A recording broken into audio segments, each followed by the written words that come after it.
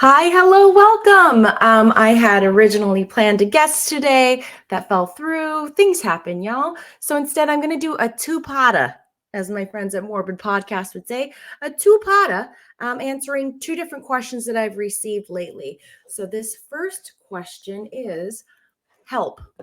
I hear that. Help. My autistic son is almost 3. He hates shoes, socks, etc. It's winter here in Canada, so he needs to wear them, but we just can't seem to get them on him. Any advice or suggestions, please? Um, First, I hear you. That is such a struggle, especially when you live in a place that's not super conducive to having bare feet. And I'm sorry for the struggle. Um, a couple of things. You've probably already tried this, but just in case, see if you can get his special interest involved in what you're doing. In other words, if he happens to love Spider-Man, or, I know he's 2, almost 3, so maybe his interests are a little strange, what people would call strange, who really cares? Whatever they are, if it's a special color, whatever it is, if you can get him to try them because of his special interest, a lot of times that is successful. Apart from that, have you tried putting them on when you're not in the middle of about to be leaving the house? For us in our home, leaving the house is a bit of a stressful experience. Everyone is rushing around. There's usually a time where we're supposed to be somewhere. We're not going to end up getting there at that time. And everything's amped. The stakes are higher. There's pressure, right? So practicing putting them on, enjoying them for a certain amount of time when it's not, you're practicing that during a time that's not stressful, right? Maybe his favorite show is on and you slip one on and that's it. And then after 60 seconds, you take it off. So again, for a short amount of time, a short amount of exposure. Maybe it's so the right time and location. So try not to start these kind of behavior modifications and tolerance building things in public where you might feel more pressured to just give in. I'd say give in. I just mean more like you have complete control over what you're choosing to do instead of feeling pressured by outside sources. Excuse me. I'm still recovering from that nasty, awful flu that I got like 2 full weeks ago. Oof. By the way, I don't know if you can see, but I have all sorts of amazing autism acceptance stickers for sale at my shop. Everything's 35% off until the end of November, including my books. Sorry, that was an aside. So not only choosing, time-wise part of the day where everything else is going well, that your child is comfortable, that this is the one stressor or the one extra effort that you are trying to get him to engage in, rather than there are all these other efforts you're trying to engage him in. The other thing that I would recommend is trying to get him used to just seeing socks. That sounds extreme. Just seeing them, having them be in the room. Maybe you can start doing like puppets with your hands with socks, that he develops a tolerance for just touching socks, period, having them on his body at all. So again, puppet hands kind of a thing. And he can get a feel for what they are. It could be, I would assume that it's texture related. And I would assume by this point you've already tried this, but exploring different kinds of textures with socks. A lot of autistic adults have success with turning their socks inside out to have that bothersome seam that's usually meant to be on the inside, having that on the outside. I know that Crocs or those kinds of shoes have been very successful for a lot of autistic adults and children. That's what my youngest son lives in. What's nice is they also have fuzzy Crocs. So during the winter, if it's really bad outside, he will tolerate some socks with his Crocs, or we have fuzzy Crocs just in case. So we try to keep as much the same as possible that he's comfortable with with one or two very slight modifications to what he's already accustomed to, if that makes sense.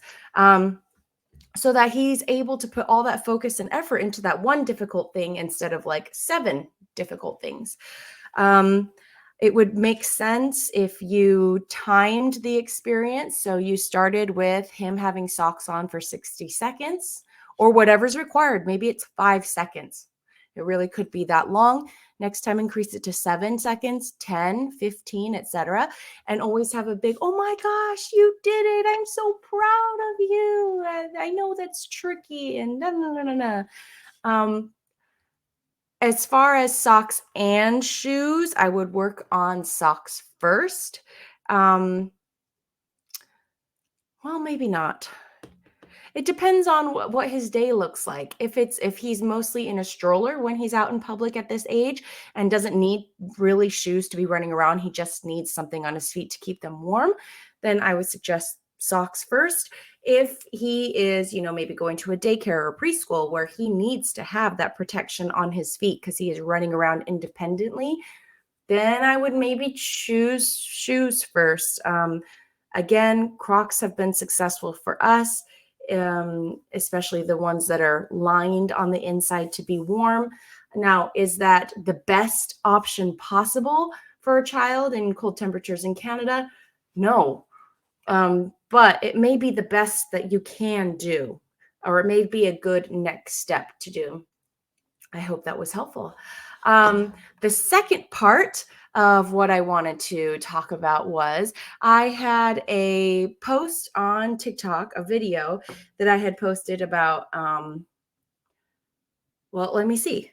Let me see if I can play it for you. If you're a teacher or the parent of autistic kids, I think you need to hear this. The deficiencies that come from our current broken education system should not come at the expense of my disabled son's right to a free and appropriate public education. So when you tell me you're the kind of parent that makes teachers leave their profession, and I have only respectfully advocated for my child's rights, when you as a member of administration tell me, well, I'm sorry, we just don't have the staff for the one-to-one aid that he needs, I can appreciate and empathize that that's a struggle that you have to deal with as an administrator. How that should mean that my son needs to forfeit his civil rights, I don't get it. I will fight, and rightfully so, for my son's free and appropriate public education. If you're a teacher or the parent of autistic kids, that was a video that I posted this morning. It has about 600 views at the time. Oh, sorry. That was a video I posted yesterday. It has about 16,600 views right now. A lot of the comments that I received on this video were understanding the position, but also things like this person said, as a teacher, I'm absolutely on your side, but please understand that there literally is no one. This is bigger than administration. I mean this with the most respect. Just know teachers are drowning out here. Let's see. Let me find. A lot of people were just very enthusiastically saying yes. I'm a special needs one-to-one. My son, the school I work for has the hardest time getting people to take that job. Because, and then someone commented on that post, because they don't pay well enough. And another person responded, the pay is $13.50 an hour where I am, not a livable wage. Someone commented, the pay for special ed is so low that unfortunately there isn't anyone that wants to work with our special babies. And then someone said, help out, become a teacher or para. Over half our problems are because we're overserved and understaffed. So a lot of people were just saying, well, then what do you suggest? In a generally a very respectful way. I think because I approach things in a non-inflammatory, accusatory way, that people generally respond the same. Sometimes not, and that's okay. There's always got to be bit of pee in the pool, right? So my response, what's the solution? And unfortunately, the solution is not an overnight one. The solution is a long-term structural change within government. So the funds that are allocated to the salaries of educators, of paraprofessionals, is run through government positions. Members of school board, Department of Education within your state, within the national level in DC. From what I understand, it's mostly state level. There have been communications that I've had with the Department of Education at a national level, but those have been about other concerns that weren't resolved at the local level. Even as I escalated, the next step was to go to a representative from the Board of Education in Washington, D.C., and the issue got quickly resolved.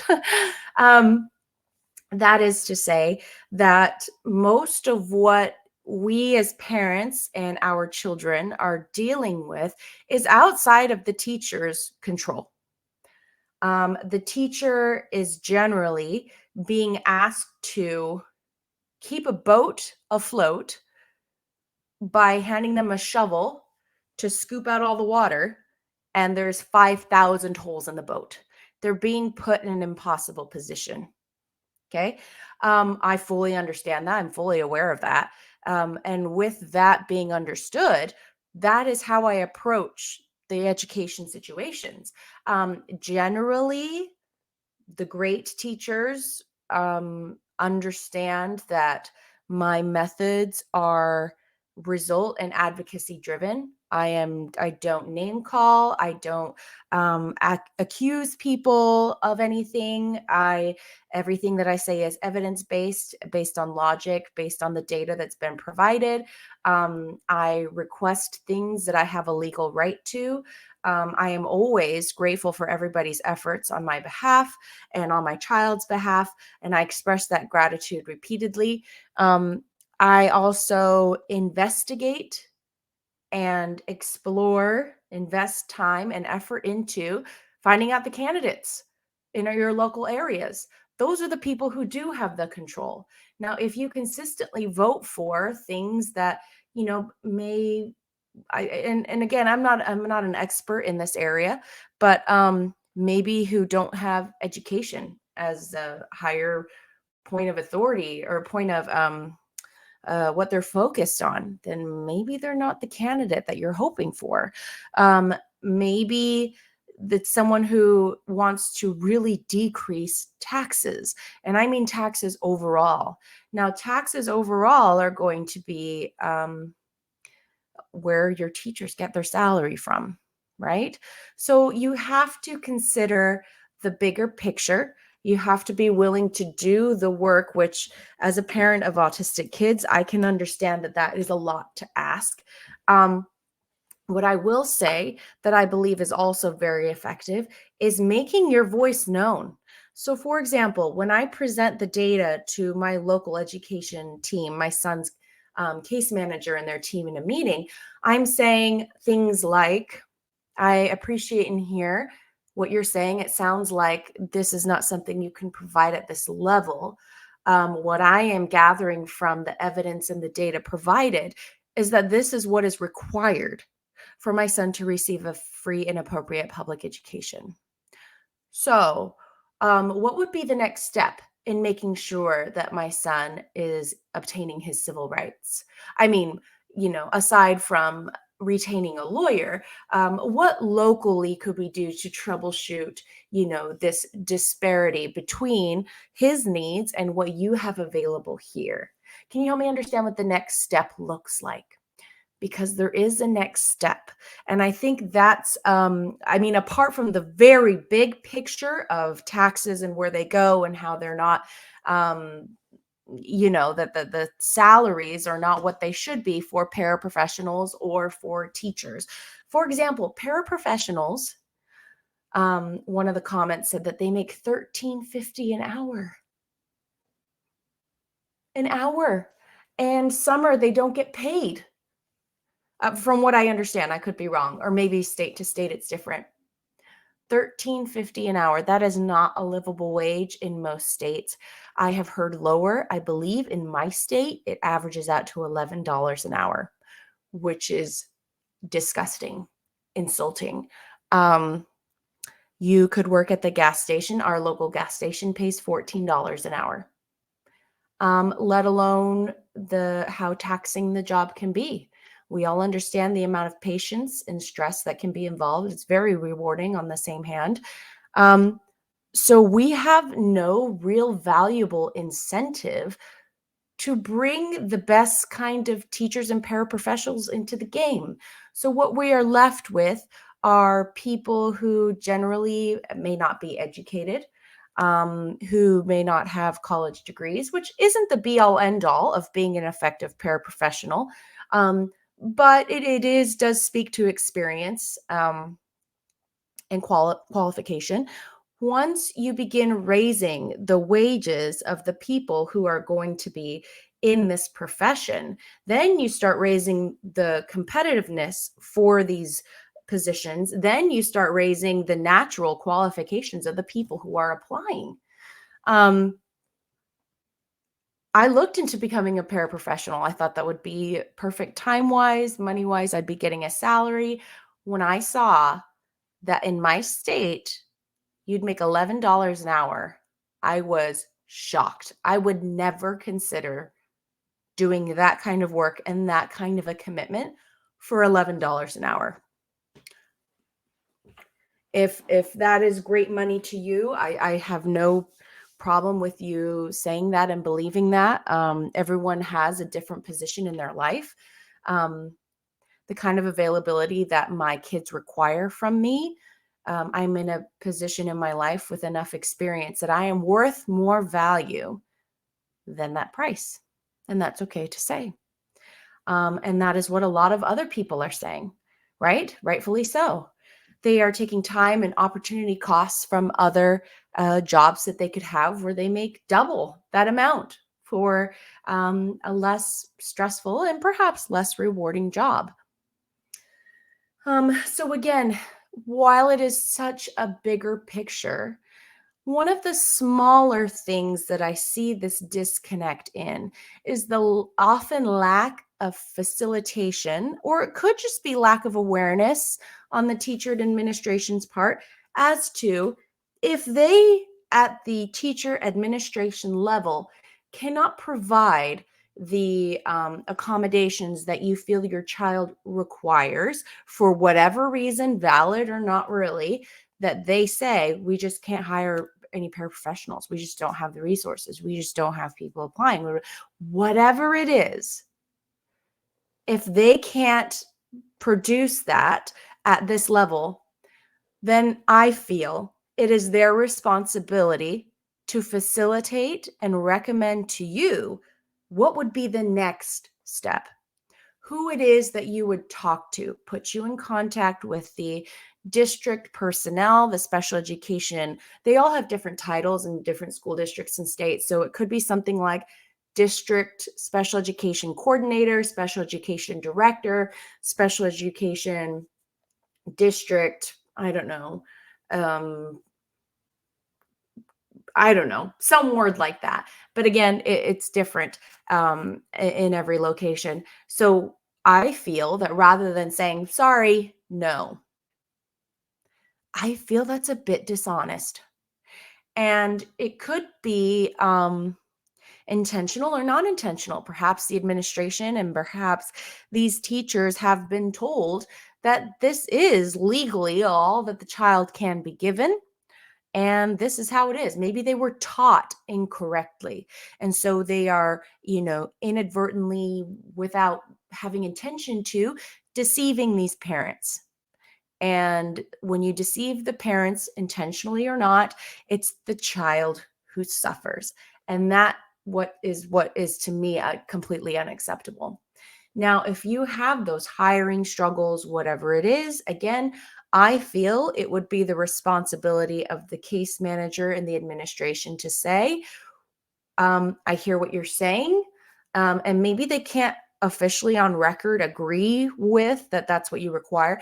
If you have additional questions or you don't agree with the level of accommodations that are being provided or that we can offer you here, here is the email, here is the phone number, here is the address of the next appropriate person to make contact with on behalf of the school. It would be the school district, blah, blah, blah. Now, let's say first of all, I don't really think that happens. I think often administrators are told from above, whether it's from the superintendent or whoever, that, well, this is the end. The answer is no. And so they are doing what they are told. And that is wholly inaccurate. It's law breaking. So first, get them on record as saying such, and then you can begin to build your evidence in your case that advocate for the accommodations that you feel your child needs based on the evidence, based on the data and the evidence that's been being collected. Not just like, well, I really feel, or it's my opinion that, well, I think.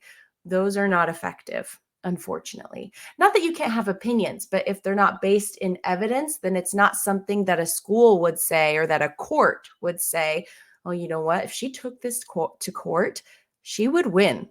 Like, she has the evidence to show in court. Anyway, if you go to the superintendent, etc., and they still tell you no, you go higher.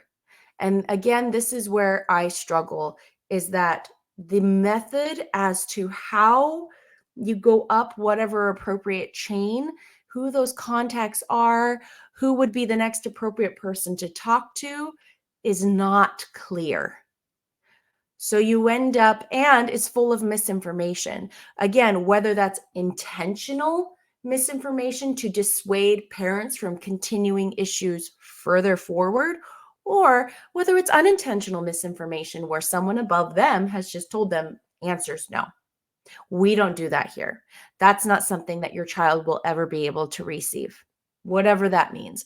Intentional or unintentional, it's the child that suffers. So I'm not trying to demonize these people. I'm trying to say that mostly everyone's doing their best, but the method to which you can help your child maintain their civil rights and access to free and appropriate public education are not clear. And unfortunately, and fortunately, they're different state to state, often district to district, on who it is you're supposed to be talking to and who it is you're messaging and calling. And, it's best to show up in person. In this state, we have a committee that decides this thing. In this state, I'll tell you, this lady in this position, she's fantastic. If you get a hold of her, she will be the one to help flip things around. In this state, you have to be very evidence-based. In this state, you just have to talk to the right person. Do you see what I'm saying? I constantly have parents tell me that they don't know what that chain would be. That, oops, sorry, my TikTok went on again. The method is not clear. So I beg of you, I know you are doing 1,000 things. I am constantly still advocating on your behalf. Please, if you feel that the school is unable to meet the child's needs, please tell the parent. I understand on record there may be things that you cannot say. Off the record, who it is they should talk to, who the next step would be. If you feel that would put your job in jeopardy, first of all, I am so sorry that advocating for the rights of a disabled child puts your job in jeopardy. That is disgusting. And I really hope that never occurs, but I know firsthand that it does. You don't know how many teachers have come to me privately. They will not email, they will not message. They want no evidence left that they communicated this to me, only phone calls, so that they won't get fired from their job, to say, I'm not getting the minutes that I'm supposed to with your child. The IEP says this many minutes. They have me teaching Spanish. And this is like a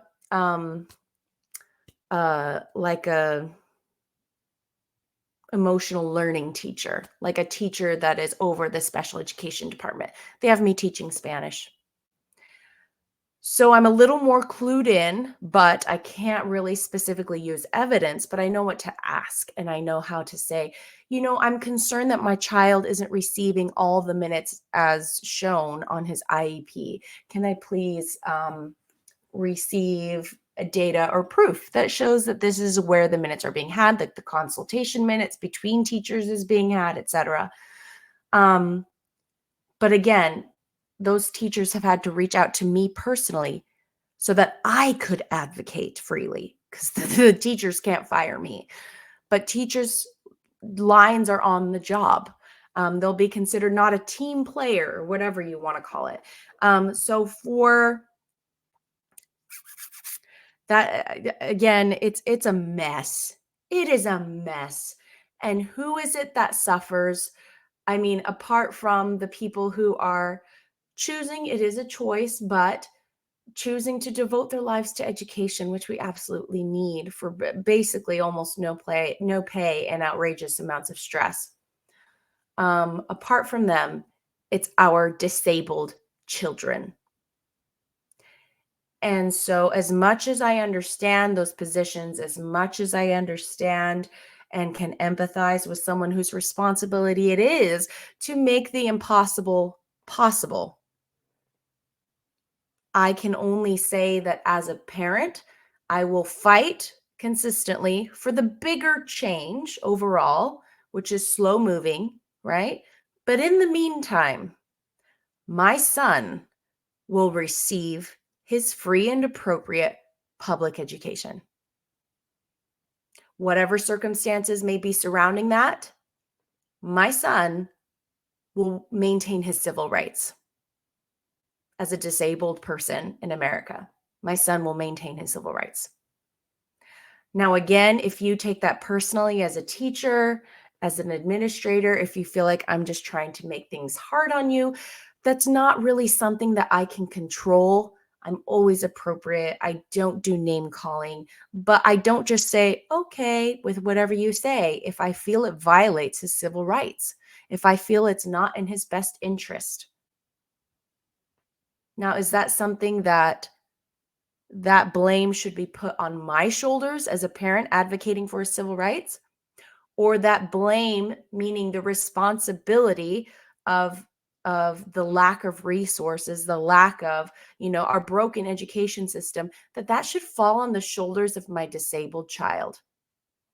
Not a vibe. Let's remember where the power lies in government and who we are fighting against. And by fighting, I just mean advocating for. Fighting as in an effort, a concentrated effort. I don't mean just argumentative, right? That's what we're fighting for here. That's what we're fighting really against here, or advocating and pushing for.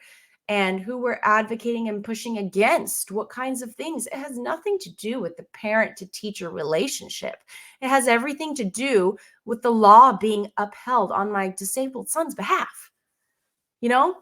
So I mean, you're just not about to guilt trip me as if I am being demanding, as if me fighting for my son's rights to an education is being Karen like or demanding. Like, if you want to think I'm a Karen, I don't care. I have let go of that. Now, again, I am kind. I am grateful. I'm direct. I don't name call, but I do know that my son is entitled to his civil rights. And if that to you means that I am a Karen, put it in a capital K, give me that haircut, whatever it is. If it means my son gets his civil rights, you can call me anything you want. Okay, not really. I'd take you to court if you were like really name calling or something. What is not benefiting us as a whole society is parents that don't know their rights. Teachers and administrators who just hope that even though they know their kids aren't getting the services that they need, that the parent will stop nagging. And I know it's more of a concentrated, difficult effort at first, but that is how change is made. You can't just keep putting band-aids over a bullet wound, over infection. You have to take out the infection. You have to work to root out that cause and be willing to be a little, not adversarial, but just, willing to say, no, I don't feel that that is in his best interest. No, I very strongly disagree. I feel that the evidence very clearly states that he does require a one-to-one aid, whatever it is. And I will take it higher up on your behalf and on my child's behalf. If you're in education for the right reasons, you want someone like me in the room with you, because I'm not aiming all this at you. I'm asking for data from you, for information, for how you are approaching things so that I can more appropriately be part of the team as an active player. But I'm not saying it's your fault that you are understaffed, overworked, that you have 30 cases as a case manager when you should have like 3, right? I'm going to ask you about the proportion of teachers to students in that room. I'm going to ask if it meets the legal standard. And all of that is because I have had opportunities and privileges to become educated on these areas and to dig around. I've had to. And so I'm the kind of parent who's advocating for what you need, because I know your success equals my child's success. You are not my enemy. Now, is that going to mean more work on your behalf? Perhaps. Perhaps. But it will be in the best interest of my child. I hope that was clearish. It was a moderately repetitive. I apologize and don't for that. There's a lot of people who ask me the same questions over and over again, which I understand the need to do that. I just hope that you remember your rights. I'm so grateful for you, teachers. I will keep campaigning and advocating for you to have more appropriate resources so that you can facilitate the civil rights of disabled students in classrooms. We have to keep pushing these things. People won't tend to the not squeaky wheel, right? And again, if that means that I'm a Karen, but disabled children are getting their civil rights met in the classroom, call me a Karen. Who the heck? I let go of that a long time ago. I hope you feel empowered. I hope you feel heard. I hope that your beverage of choice tastes amazing the next time you have it. And I'll see you next time. Bye-bye.